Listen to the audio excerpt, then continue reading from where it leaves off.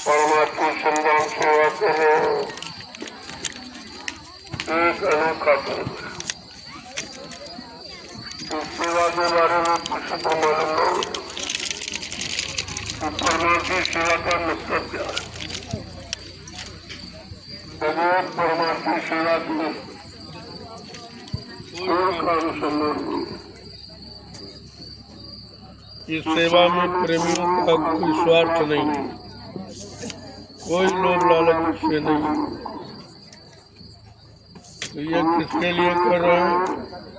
आगे आने वाले समय जब हिंदुस्तान के लोग कहीं जगह नहीं पाएंगे, उनके लिए जगह तैयार की। यह है परिवर्तन का प्लेटफॉर्म जो सबके लिए तैयार किया। लेकिन ये रात किसी को मालूम नहीं। ये जंगल तो खरीदे जा रहे हैं, ये क्यों नहीं जा रहा है, इसको समतल कराया जा रहा है। इस पर एक बार अपनी बुद्धि दौड़ाना चाहिए। ये काम किसी की व्यवस्था नहीं, तो सरकार कर जंगल को कटवा सरकार भी हार गई, जंगल को नहीं कटा और लोग भी हार।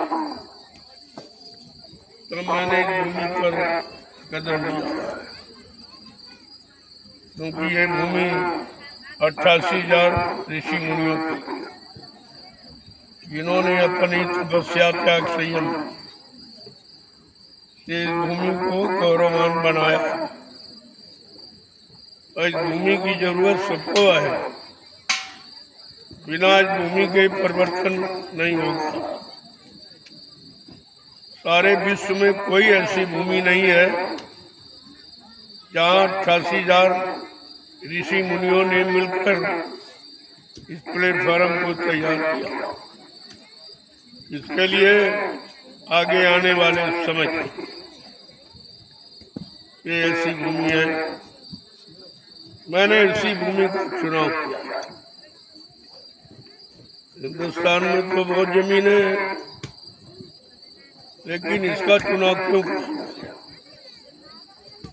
ये 88,000 ऋषि मुनियों ने जो अपनी तपस्या त्याग संयम परिश्रम हजारों वर्षों किया, तो ये जमीन पर छोड़ गए। वो बात वो रात केवल संत महापुरुषों को पता और किसी को नहीं पता। ये तो सरकार भी विचार कर रही है कि आखिरकार जंगल का चुनाव इन लोगों ने क्यों किया। अभी जीवन रक्षक गुरु पूजा महान पावन पर्व हुआ, जिसमें कितने लाख लोग आए थे। इस जंगल में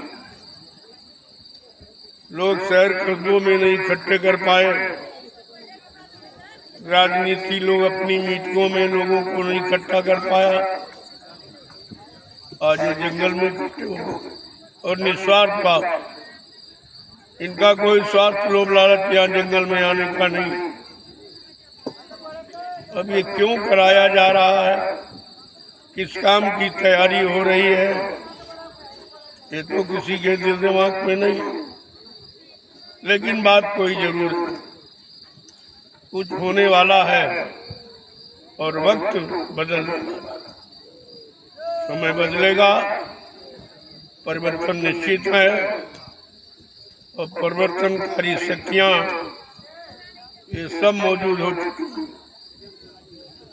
संतों महात्माओं के सिवा उन परिवर्तनकारी शक्तियों की पहचान किसी के पास।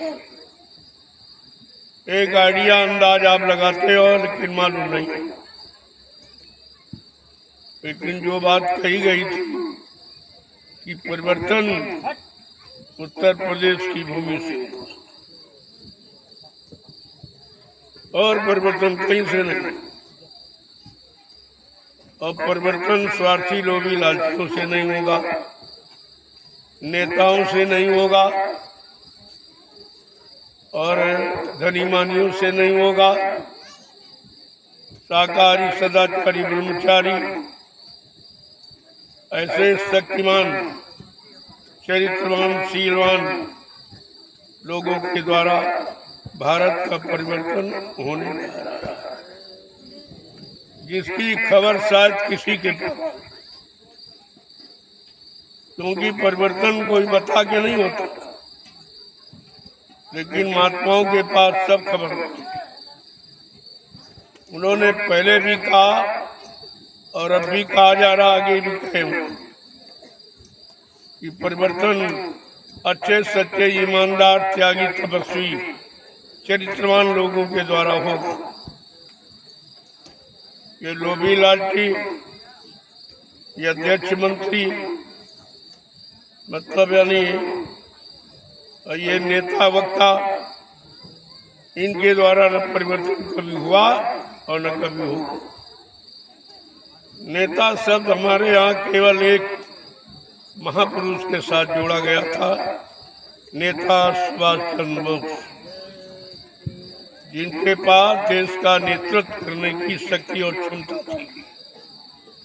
आज नेतृत्व करने का किसी के पास कोई शक्ति नहीं, कोई ताकत नहीं, लेकिन ये शब्द लगाकर नेता को बदनाम किया गया। नेता कहलाने का अधिकारी यहाँ कोई नहीं। एक सच्चे, अच्छे, चरित्रवान, ईमानदार, देश का नेतृत्व करने वाले, जिसमें 14 गुण होते हैं, वो देश का नेतृत्व करेगा, उसको नेता। लेकिन तुम्हारे यहाँ नेता कौन है? जो सबसे सब कुछ लेता और किसी को कुछ नहीं देता, उसको कहते नेता। आज इनकी जरूरत नहीं और इनसे कुछ होने वाला भी नहीं। इनको तो समय बहुत दिया गया, 70 साल की आजादी इनको सौंपी गई थी।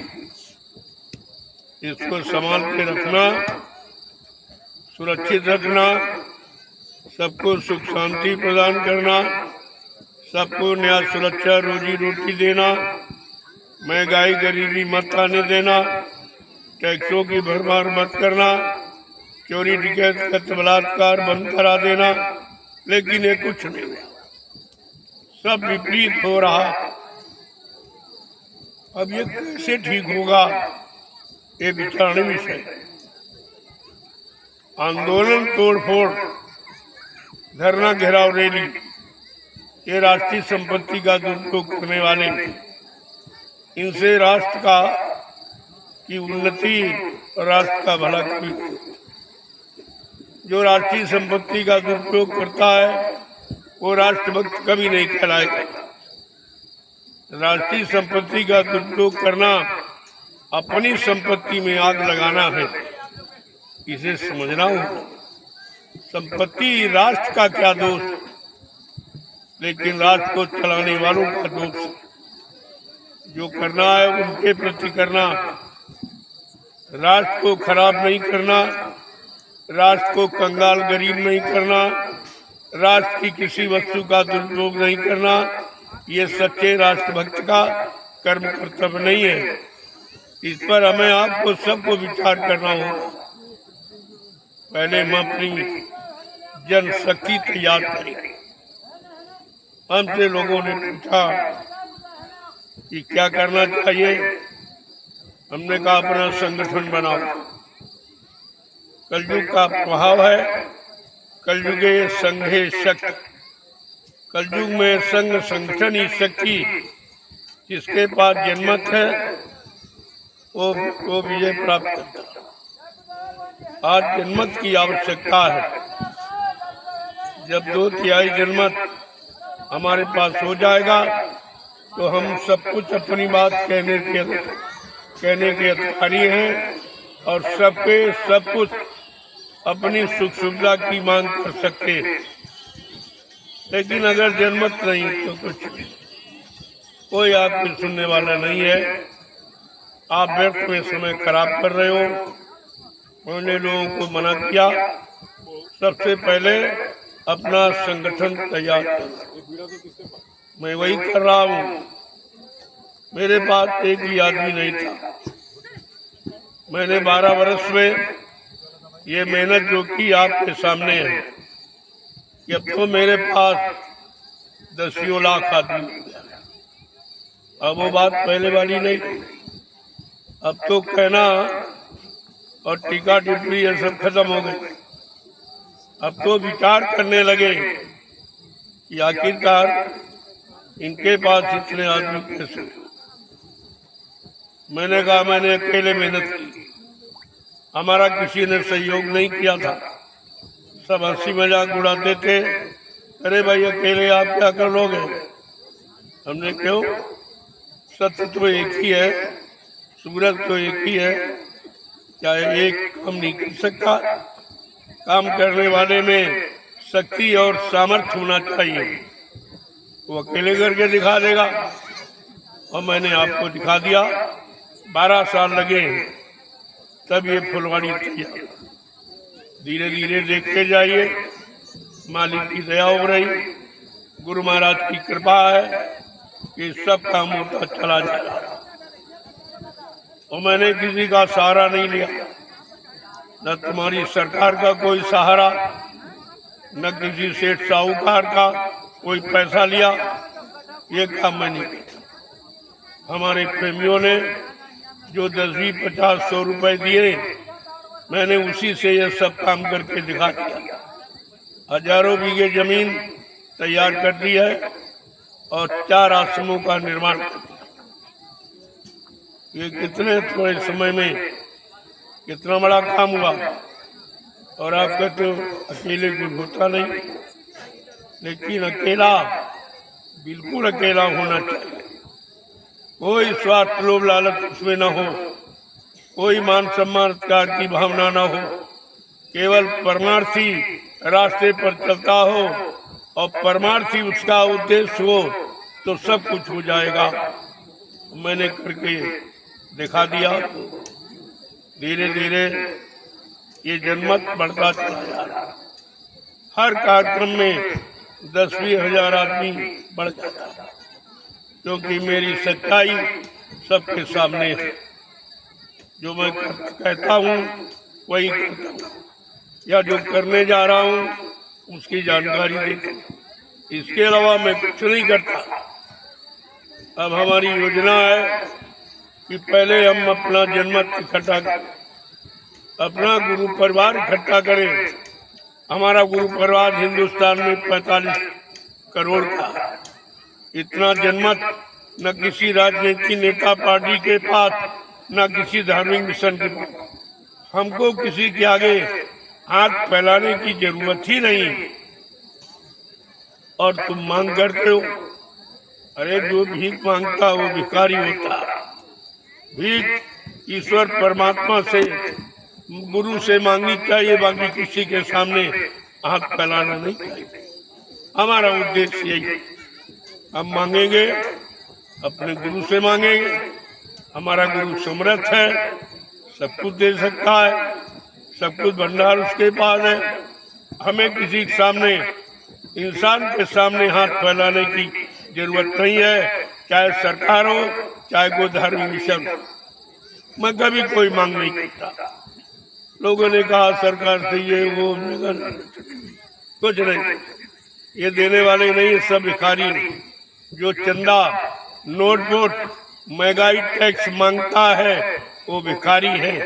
मैं इन भिखारियों के सामने कभी हाथ नहीं फैलाऊंगा, अपने स्वाभिमान को कभी खत्म नहीं करूंगा। धीरे धीरे गुरु की दया कृपा से इतना बड़ा जनमत ये तैयार हो गया। 12 वर्ष में मैंने अकेले इतना तैयार कर दिया। अब तो बहुत लोग, अगर सब लोग जुड़ जाओ तो कितनी जल्दी काम हो। तुमको किसी से कहने की जरूरत नहीं पड़ेगी, लोग तुम्हारे पास आना शुरू कर देंगे। अभी तुम उनके सामने चिट्ठी लिखते हो, ये मतलब एप्लीकेशन देते हो, भाई ये कर दो, ये कर दो, ये काम है, ये सोना है, चांदी है। अरे उनको क्या मालूम, वो तो समझते कुछ जानते नहीं हो। तुम सोने की बात करते हो, मैं हीरे की बात करता हूँ। सोना होना कुछ नहीं, एक चने के बराबर हीरे की कीमत कितने करोड़ है। आपको इस पर विचार करना चाहिए। तुम्हें ये मालूम नहीं है तुम्हारे देश का हीरा इन लोगों ने विदेशी बैंकों में कैसे जमा कर दिया। सोना चांदी की बात छोड़ दो, हीरा रुपए की बात छोड़ दो। रुपया तो इतना है, मैंने कहा कि अगर नेपाल बैंक से इन लोगों का जो हिंदुस्तान का पैसा इन्होंने चोरी करके भारत की जनता से और ये बैंक में भर दिया, अगर नेपाल बैंक का पैसा निकाल के देश में आ जाए तो देश की गरीबी समाप्त हो जाएगी, कोई गरीब नहीं रहेगा। तुमको मांग अपने धन की करनी, इधर उधर की बातों से कोई लाभ नहीं है। जो वो जानते नहीं उसकी मांग कर रहे हैं, उनको पता ही नहीं है जो उन्होंने 70 साल की आजादी में जो जनता की चोरी की है उसकी बात करो, और जहाँ जहाँ जमा किया है आप उसकी बात करिए। वो याद दिलाओ, तब इनके कान में खबर पहुंचेगी कि नहीं भारत की जनता जाग गई। अब ये सब कुछ अपना हिसाब देंगे। हमें आपको केवल भारत की जनता को जगाना, एक जाग जाएगी। ये 70 साल की अपनी सारी कमाई इनके नसों से वसूल कर लेंगे। बस जगाने की जरूरत है। जन जागरण का काम जो मैं कर रहा हूँ आप भी करिए और सब लोग करिए। एक मंच पर आके खड़े हो जाइए, देखे काम नहीं होता, लेकिन अपनी बनी दुकानें अगर तुम अलग अलग चलाओगे लगाओगे तो कुछ नहीं होगा, और एक एक करके सब मारे जाओगे, कुछ नहीं कर सकते, क्योंकि तुम्हारे सबके अंदर निजी भावना अपने मान सम्मान की है। इसीलिए ये बिगाड़ है। इसको जब तक खत्म नहीं करोगे आपको कुछ भी मिलने वाला नहीं। ऐसे कल्पना करते रहो, ऐसे आवाज लगाते रहो, तुम्हारी न कोई सुनने वाला है न कोई तुम्हारी पूर्ति करने वाला। इन भिखारियों के आगे तुम क्यों झोली और दामन फैलाते हो जिनके पास कुछ नहीं है। अगर झोली फैलाना है समर्थ सदगुरु के आगे फैलाओ, जो सारा भंडार लिए बैठा और सब कुछ देने के लिए आया, लेकिन वो इंतजार कर रहे कि तुमने जिनको चंदा नोट वोट दिया है, महंगाई आपने बढ़ी है, टैक्स आपने दिए हैं, जीएसटी आप देते हो, तो पहले उनसे मांग लो, उनसे ले लो। और जब उनके बस की बात नहीं है तो मैं तो करूँगा, मैं तो ये काम करूँगा, करके दिखा दूंगा। लेकिन पहले उनसे करो जिन्होंने तुमसे सब कुछ लिया और तुमने सब कुछ दिया। तुमने अपनी ईमानदारी और मतलब यारी मेहनत भी उनको दे दी। जो पूर्वजों की चीज हमें विरासत में मिली थी, सच्चाई ईमानदारी, वो भी आपने नेताओं को हाथ हवाले कर दी। तुम्हारे पास क्या बचा? पहले ये सोचो तुम्हारे पास बचा क्या। इसलिए संभल कर रहने की जरूरत है। उस श्रृंखलता में कोई काम नहीं करना, गंभीरता से विचार करोगे तो धीरे धीरे सब कुछ कर डालो। और कहो कि हम बगावत करेंगे, हम आंदोलन करेंगे, हम तोड़ फोड़ करेंगे, राष्ट्रीय संपत्ति का दुरुपयोग करेंगे, इससे कुछ होने वाला नहीं है। महंगाई तुम और बढ़वा दोगे, टैक्स और लगवा दोगे, जीएसटी और बढ़वा दोगे। तुम ये काम करोगे, तुम्हारा ये काम देश समाज के लिए कोई लाभकारी नहीं। बड़ा सा बैठ कर विचार करो, जो भी काम करो विचार करो। बिना विचारे जो करे सो पाछे पछताए। काम बिगाड़े आपनो और जग में हुए हसाए। आपने यही काम किया। कितना बिगाड़ आपने कर डाला, कितने प्रेमियों की हिंसा हत्या करवा दी, कितने को बेघर कर दिया है, मतलब यानी भूमिहीन कर दिया। आपने ये काम किया। ये उन्नति का काम है, ये उत्थान का काम है, ये प्रगति का काम है। जरा विचार कीजिए। और फिर तुम उसी काम को करने के लिए घूम रहे हो। इससे कोई काम नहीं बनेगा। अभी तुम्हारा एक घाव पूरा नहीं हुआ, फिर तुम दूसरा बनाने के लिए घूम रहे हो। सरकार तुम्हारे पक्ष में न कभी है न होगी। इसके पीछे मत पड़िए। इसके यहाँ कोई न्याय, कोई सुरक्षा, कोई रोजी रोटी, ये काम उसके बस का नहीं। तो आपको सोचना चाहिए, जिनके बस का ही नहीं है उनसे तुम कहोगे, मांग करोगे, क्या वो दे सकेगा? ही नहीं तो देगा क्या? इतना विदेशी बैंकों से ऋण ले लिया है जिसकी कोई सेवा नहीं, उसका ब्याज अभी तक नहीं भरा गया। मूलधन तो छोड़ दिए, ब्याज में नहीं दिया। धीरे धीरे देश गिरवी हो गया। चिंता करो, देश की करो। चिंता करो बिगड़े समाज को ठीक करने की। चिंता करो अपने देश की स्वतंत्रता और आजादी की। आजादी को लाने के लिए जिन्होंने कुर्बानी की, उनकी चिंता करो। ये तो आप कुछ करते ही नहीं हो, बेमतलब का काम करते घूम रहे हो। तो कहते हो ये करेंगे वो करेंगे। हमने कहा कुछ नहीं कर सकोगे, क्योंकि तुम्हारी योजना सही नहीं है, व्यवस्था सही नहीं है, तुम्हारे सिद्धांत उसूल देश के विकास में नहीं है, लोगों को सुख शांति देने वाली नहीं।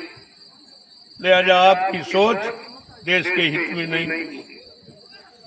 पहले अपनी सोच बदलो, अपना खान पान बदलो, अपने भाव विचार बदलो, अपने कर्म बदलो, तब तुम्हें अच्छा फल मिलेगा। बिना कर्म के तुम फल ढूंढते घूम रहे हो, ये अज्ञानता आपकी है। बगैर कर्म के फल तो मिलता ही नहीं, और जो कर्म कर रहे हो वो फल पाने वाला नहीं, नुकसान देने वाला। इसलिए हमें अपनी योजना किसी को बतानी नहीं है। और तुम अल्लाह मचा से घूम रहे हो, चिट्ठियां लिख दे रहे हो उनको और बता रहे हो कि हम ये करने जा रहे हैं, हम ये करेंगे ये करेंगे। वो पहले से होशियार हो जाते। अरे अपनी गुप्त योजना सफलता पाने के लिए कोई बताता है, लेकिन तुम ऐसे अज्ञानी सब यानी अल्लाह मचा से घूम रहे हो। इससे कुछ होने वाला नहीं है। आपने करके देखा है, समय खराब किया, श्रम समय पूंजी आपने खराब की, और जिससे आपको मिला कुछ नहीं। अब अगर हमारी सलाह मान लो तो संगठन में तैयार करो। संगठन एक बल है, संगठन एक शक्ति है, और संगठन एक उपचार है।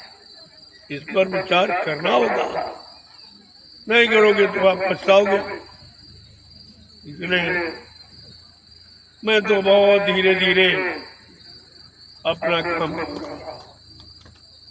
मैं किसी तरह ताकत नहीं हूँ, किसी से उम्मीद नहीं रखता हूँ।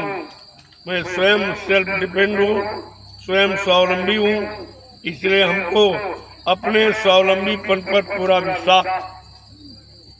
मैं अकेले ही इतना बड़ा जनमत हिंदुस्तान में तैयार कर दिया। अब तो बहुत प्रेमी हो गए, अब कोई किसी बात की परेशानी नहीं।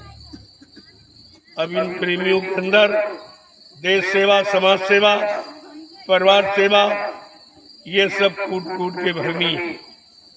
ये जब तैयार हो जाएंगे तो परिवर्तन की एक लहर हिंदुस्तान में उठेगी, जिसको जो वैचारिक क्रांति का रूप लेकर खड़ी हो जाएगी। अब देश को खूनी क्रांति की आवश्यकता नहीं। वो एक समय था जब हिंदुस्तान से किसी को भगाना था।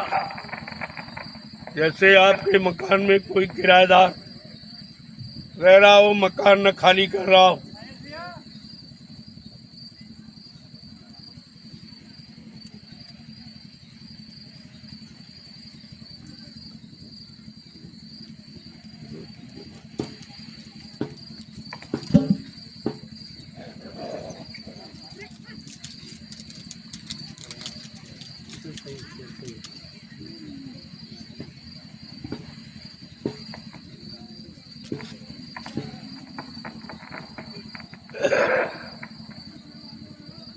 तुम्हारे मकान में कोई किराएदार मकान में खाली कर रहा हो, आप परेशान हो, तो अगर दरवाजे पर फोन कर दो तो रातों रात मकान छोड़ के भाग। खून का इतना बड़ा भय होता, तो उस समय देश से किसी को भगाना था, तब आपके सामने एक आवाज आई थी, तुम हमें खून दो, मैं तुम्हें आजादी दूंगा। लेकिन आज किसी को भगाना नहीं है, आज विदेशी नहीं, सब स्वदेशी है। आज इनको समझाना, अब आज किसी जरूरत है, तुम हमें सहयोग करो, मैं तुम्हें व्यवस्था दूंगा। इसकी आवश्यकता है। इसलिए समय बदलने के साथ साथ सिद्धांत भी बदल जाते हैं, उसूल भी बदल जाते हैं, आवाजें बदल जाती हैं। आपको इस बात पर बड़ा ही सोच समझ के काम करना चाहिए। तो इसलिए अब हमें आपको वैचारिक क्रांति के द्वारा अपने स्वदेशी लोगों को समझाना है।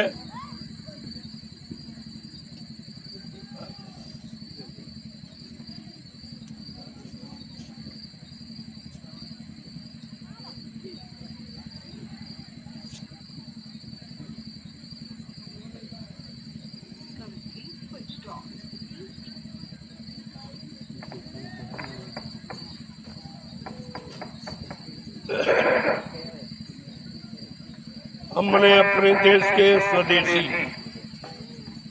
लोगों को समझाना है। सर्वप्रथम इनको यह समझाना है, अगर आप सच्चे भारतवासी हो तो अपनी भारतीयता की पहचान बनाओ।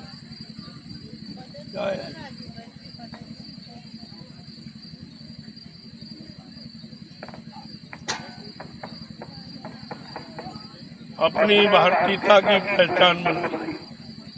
हमारी भारतीयता की पहचान क्या है? हमारी वेशभूषा, हमारी वेशभूषा हमारी पहचान। किसी देश में आप चले जाओ,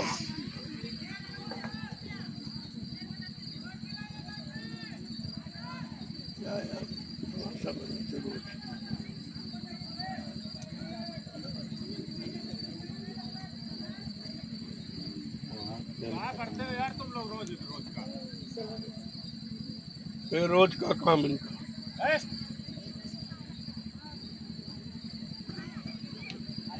दो साल माइक खराब होता है, पता नहीं कैसे बनाते रहते। कौन देख रहा राजेश? हमारी भारतीय वेशभूषा, ये हमारी पहचान।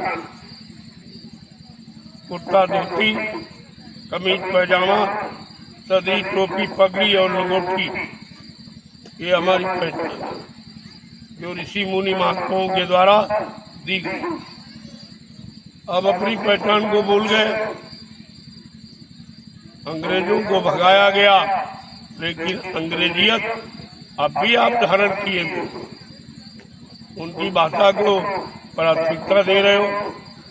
तुम हिंदुस्तानी हो, तुम्हारी हिंदी और संस्कृत ये मुख्य भाषा और यही मातृभाषा और यही असली भाषा, लेकिन तुमने अंग्रेजी को मात दिया।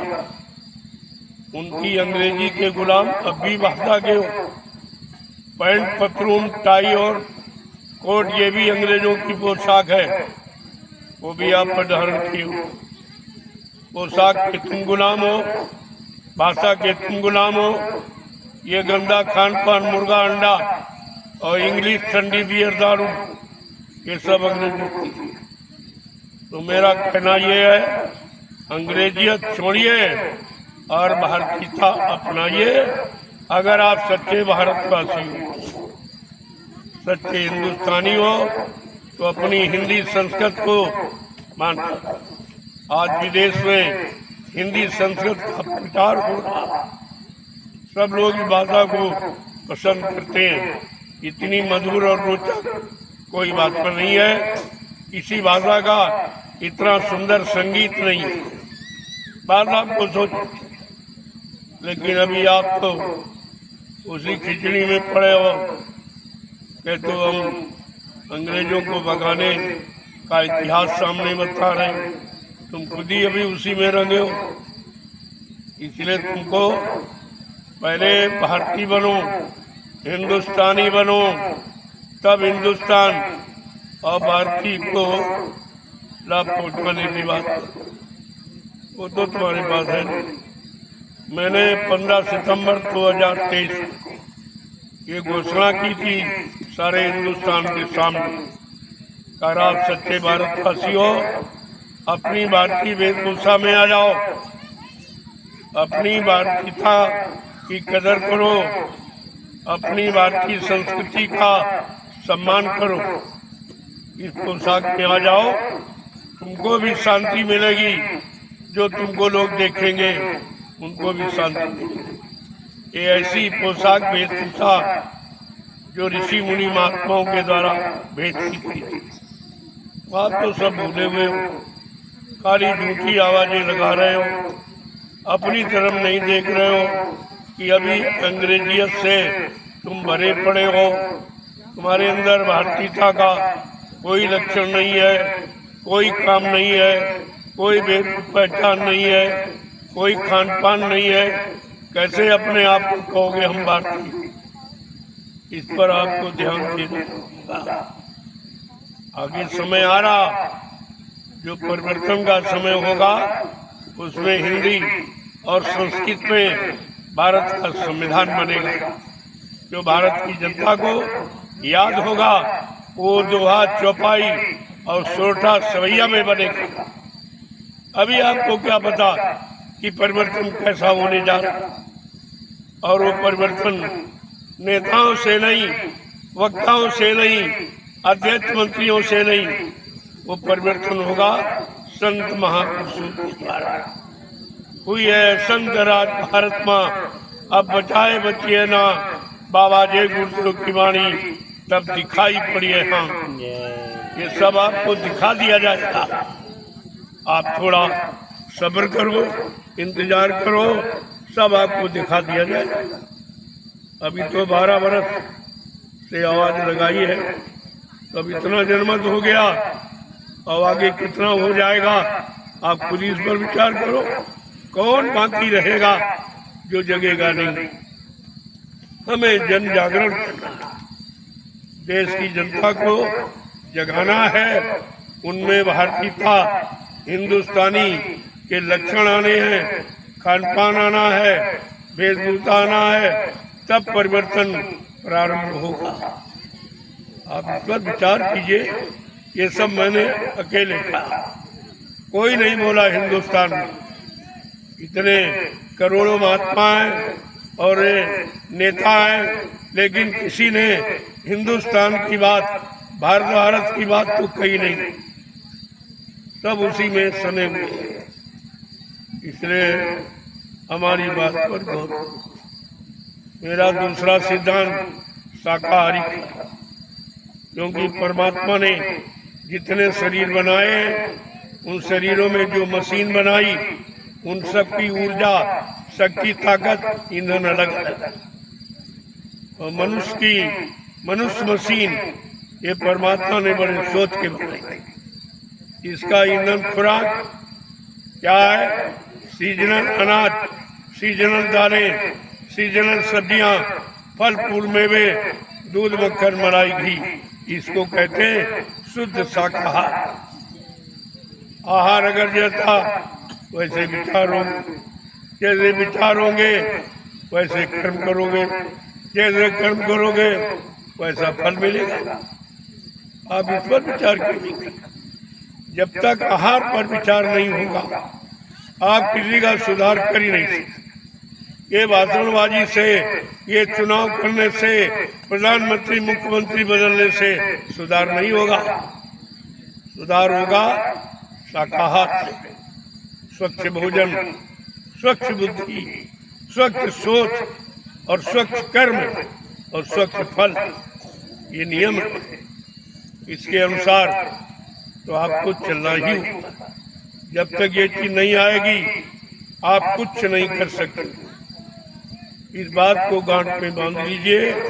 पहले तुम सुधरो, परिवार सुधरेगा, मोहल्ला सुधरेगा, गांव सुधरेगा, प्रदेश सुधरेगा, देश सुधरेगा और विश्व सुधरेगा। ये सुधार नीति है।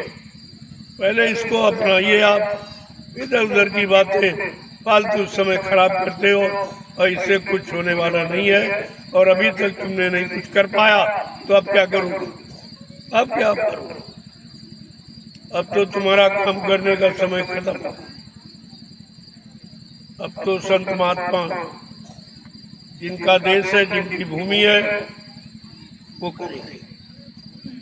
काम तो नहीं कहा। आपको मौका दिया गया, 70 साल की आजादी को बर्बादी के कगार पर लाके खड़ा कर दिया।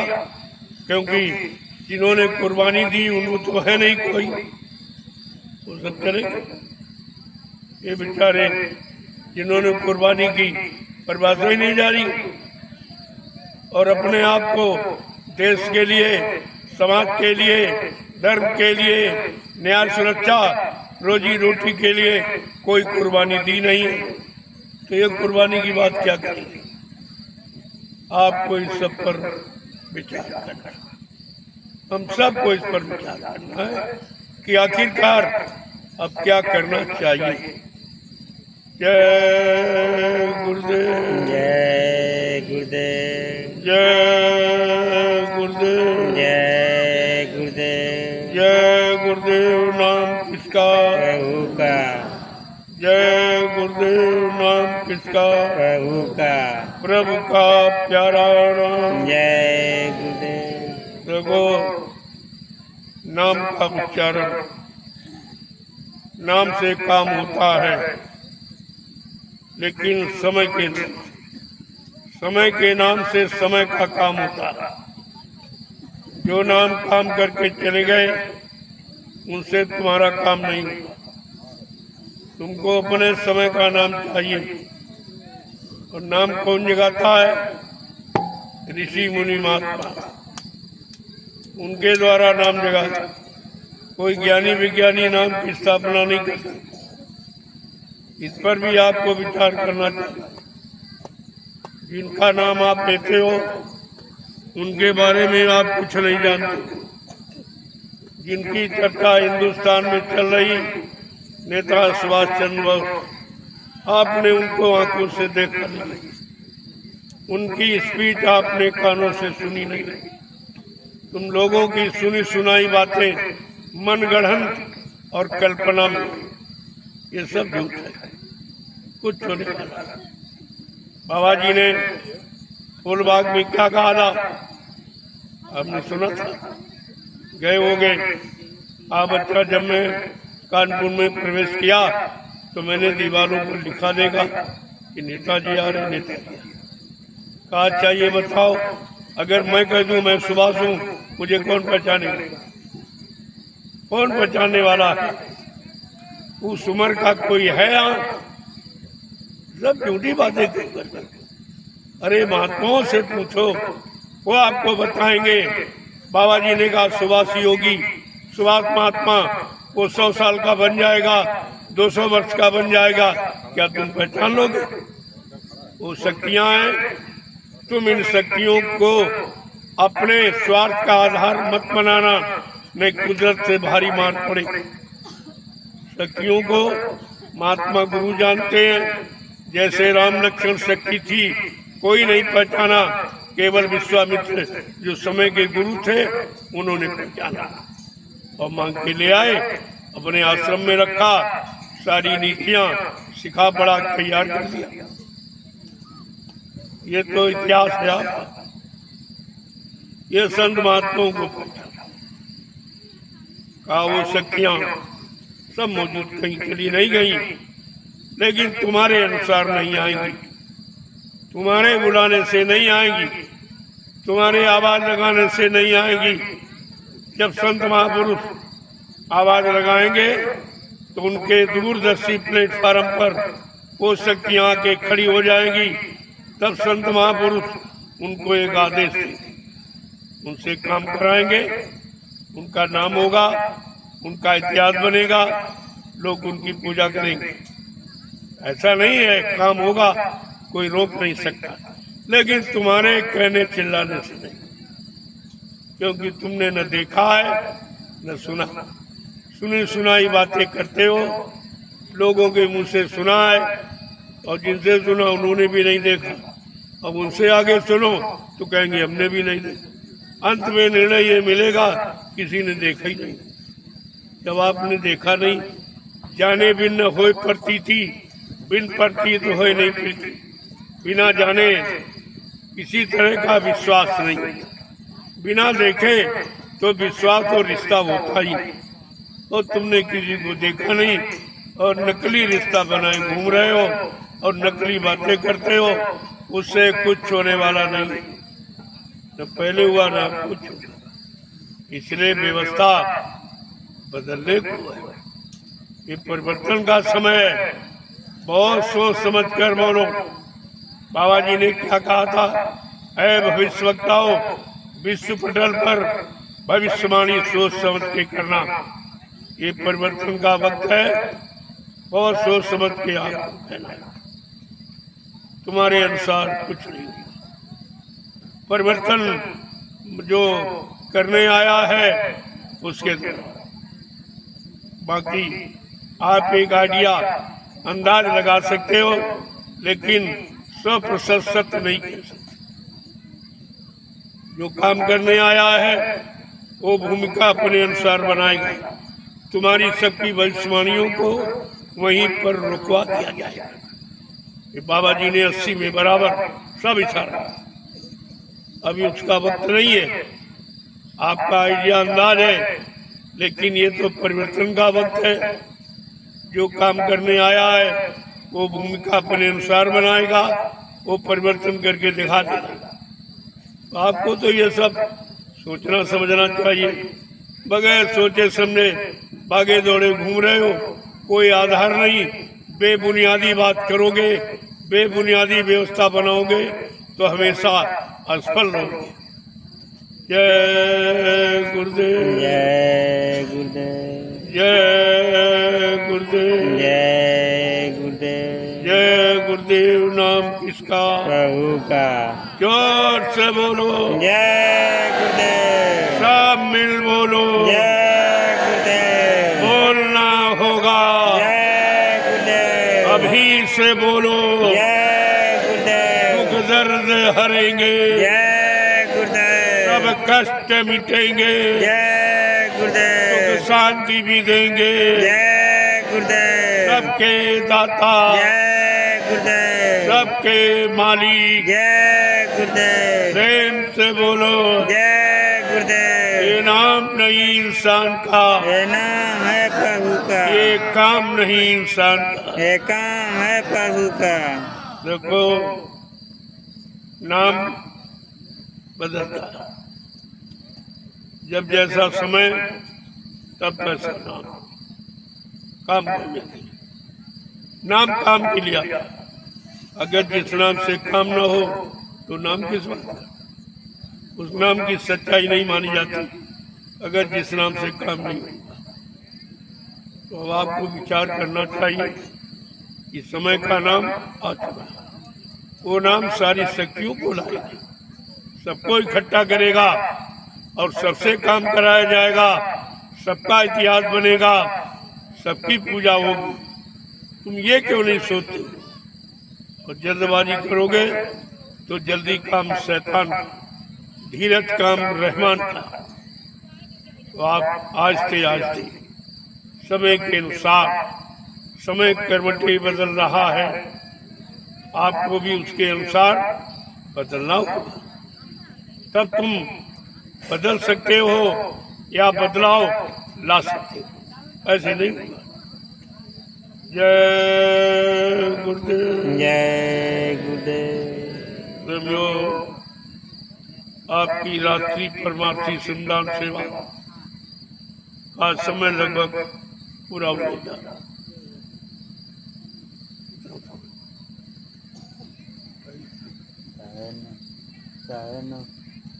बस सिर्फ आधा घंटा आपको, आज बहुत समय कम ले रहा हूँ,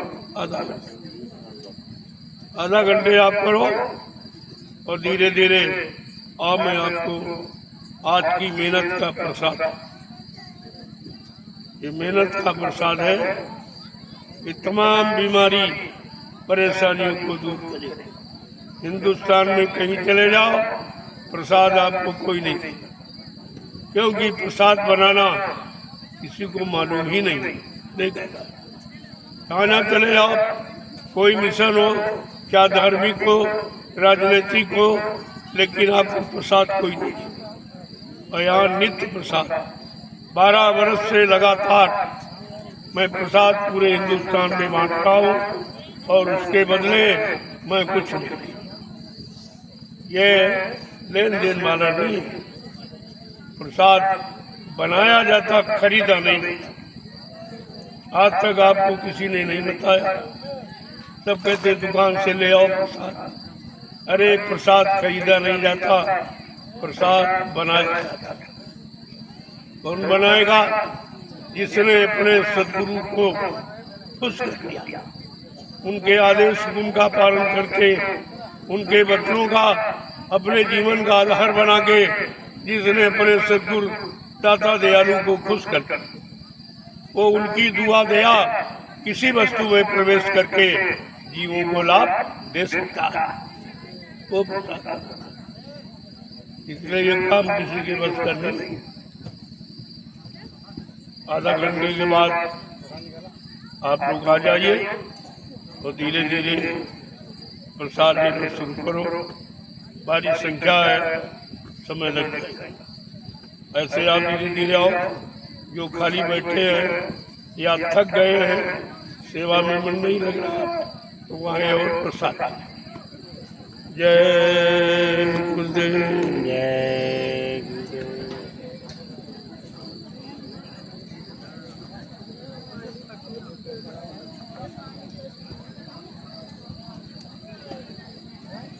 वहाँ ऊंचा है, वहीं पे डाल रहे हो, यहाँ पे ले आइए, जहाँ नीचे आओ वहाँ पे डालिए। रात्रि परमार्थी श्रमदान सेवा में स्वामी जी महाराज ने अब आधे घंटे का और आदेश दिया है। ये आधे घंटे की सेवा पूरी करके सभी प्रेमी महाप्रसाद ले लेंगे, फिर अपने रावटियों में चले जाएंगे रात्रि विश्राम के लिए। आगे बढ़ के आइए, आगे बढ़ के आइए, इधर कोने में लाइए, कोने में लाइए।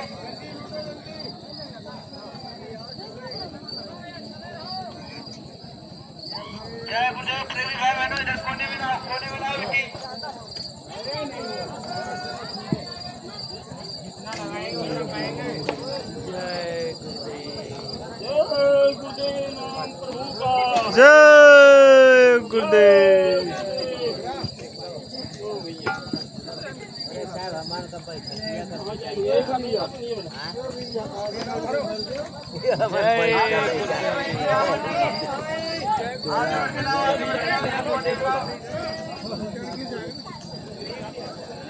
जय गुरुदेव। जय गुरुदेव। जय गुरुदेव। जय गुरुदेव। जय गुरुदेव। जय गुरुदेव।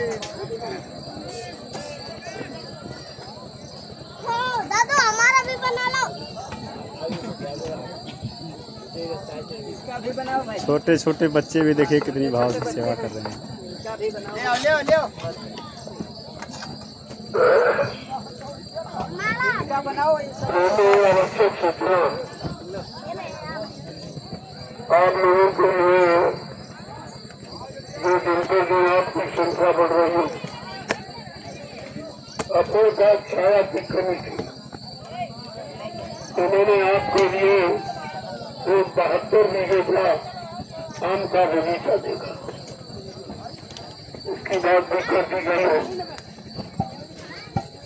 तो कहा गया नहीं, हम अपने प्रेमियों की गाड़ी कमाई कराएंगे और किसी के नहीं, किसी ने और कुछ नहीं कहा था, क्योंकि ये व्यवस्था प्रेमियों की है, प्रेमियों के लिए है, इसलिए व्यवस्था को प्रेमियों को ही करना है। तो आज कुछ लोगों ने सेवा जय गुरुदेव। और वो चलिए चलिए चलिए। 2 करोड़ से ऊपर की 2 करोड़ से ऊपर की जरूरत है। तो रास्ते से बात तो चले जय गुरुदेव। अपनी गाड़ी कमाई का हिस्सा लगा दो तो काम हो जाएगा, क्योंकि 10 गुरु का आपकी कमाई में है। अगर उतना ही आप खर्च कर दोगे तब काम हो जाएगा। दादा इतना ऊपर से ले रहे हैं। 100 रुपये आप पैदा करते हो तो 10 गुरु के 90 आपको, तो 90 आप बाल बच्चों के लिए रखो, लेकिन 10 को अगर सेवा में लगा दोगे तो एक बड़ी व्यवस्था हो जाएगी। एक छायादार बगीचा आपको मिल जाएगा, बैठने की सुविधा हो जाएगी। तो इस समय साधना शुरू चल रहा है तो धूप में है, सुबह जल्दी कि धूप न हो और शुरू हो जाए, लेकिन जब बगीचा हो जाएगा आपको बुला लिया जाएगा, आप छाया में बैठकर उत्तम सुने। इसलिए इसकी तैयारी सब जगह खबर प्रेमियों को दे दी गई है कि आपके लिए छाया की व्यवस्था हो गई है। अब धीरे धीरे से आप अपनी सेवा के द्वारा उस छायादार बगीचों को तुम्हारे लिए, मैं अपने लिए तो कभी कुछ कहता ही नहीं और न कभी किसी से कुछ किसी से हमें जरूरत नहीं है, लेकिन हमको तुम्हारी जरूरत के लिए व्यवस्था करनी है, क्योंकि हमने सरकार की संख्या बढ़ दी है, लिहाजा जमीन की आवश्यकता तो किसी के और ये व्यवस्था आप लोगों की करनी, कोई दूसरा नहीं, किसी सेठ साहूकार से नहीं, ऐसा धन नहीं लगाया जाता। आपकी गाड़ी कमाई पर हमें भरोसा है, क्या लग जाएगी वहाँ पर। इसलिए सब प्रेमियों को सूचना कर दो कि आपको 10 खर्च करने का समय आ गया है। ये सेवा महान है, भूमि सेवा सबसे बड़ी सेवा, जो कभी नष्ट नहीं होती। जब तक वो जमीन रहेगी तब तक आपका नाम रहेगा, ये सबसे बड़ी सेवा। जय गुरुदेव। जो लोग देना चाहते हो अपना सहयोग उस बगीचे के लिए कर, और जो बात में घर जाए अपना वहाँ से सब इसके खाते पर डाल सकते। जय गुरुदेव।